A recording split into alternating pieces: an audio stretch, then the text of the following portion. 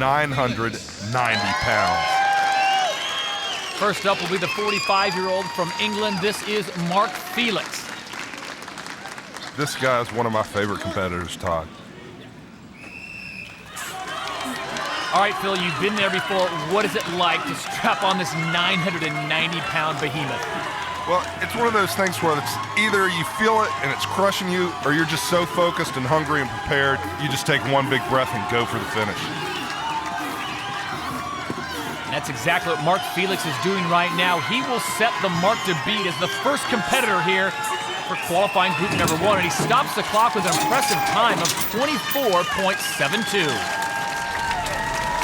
He's always so focused and so hungry. You can really see that in his eyes. He's staring for the finish. He feels it, Todd. And that takes us to 29-year-old Brian Shaw from Fort Lupton, Colorado. 6'8", 415 pounds. And Phil, I gotta think this event is perfectly suited for Brian. You know, I'm not sure we found any event that's not perfectly suited for Brian.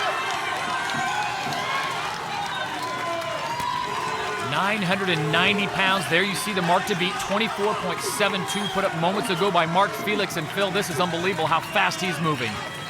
He makes it look so easy, and he actually looks kind of casual. It looks like he could have gone a little faster, a little harder, Todd. 16.88 seconds for the American Brian Shaw, so he now surges into the lead. This guy's a giant. So steady, so stable. Really just almost relaxed as he carries nearly 1,000 pounds. Rauno Heinla from Estonia had a great performance in the loading race, second place. But now this is 990 pounds. Now he does not have the height that Brian Shaw has. What kind of problems will that pose for him? Well, you said it. He's the smallest man in the group, and he's probably the least experienced man in the group. And this is not just about strength. You've got to have technique as well.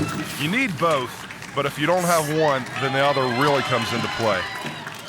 What he's dealing with right now, that's 990 pounds, Phil, basically resting on his shoulders.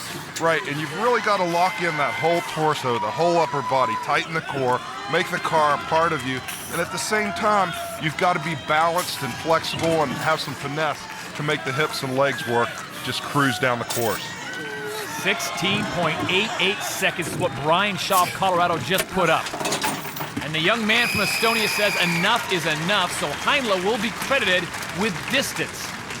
This is Hafthor Bjornsson. And Phil, if anyone's going to make the 990-pound car look tiny, it's the 6'9", 419-pound Icelandic giant.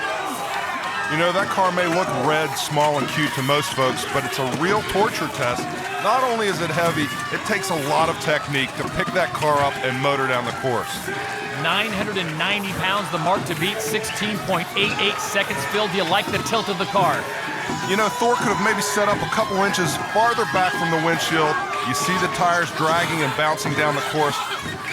Critical mistake, probably slowed him down a good bit. And the man they refer to as the Lion is not happy. Bjornsson's time, 25.72. That puts him currently into third place. 42-year-old from Las Vegas in his second trip to the world's strongest man. Lofty goals, Phil, but at 42, he got a late start into the sport. He's also dug himself a bit of a hole because he finished 5th in the opening event, and now he is strapped to 990 pounds. And this is a really tough, tight group, packed full of giants. Shaw, Hafthor. He's going to have to lock it in and go ape here. I'm not seeing that. 16.88 seconds, the mark to beat him. Once again, he's got a problem with the tilt as well.